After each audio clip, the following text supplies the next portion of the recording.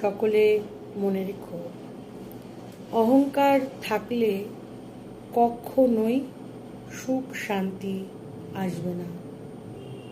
অহংকার থাকলে কখনোই সুখ শান্তি আসবে না। তোমার মধ্যে যদি প্রেম থাকে, ভালোবাসা থাকে, দয়া মায়া থাকে, তবেই তুমি নিজে অপরের প্রতি ভালোবাসা দেখিয়ে, অপরের প্রতি দয়া মায়া দেখিয়ে তবেই কিন্তু দেখবে আলাদা একটা শান্তি পাবে। অহংকার পতনের কারণ এ কথাই সত্যি।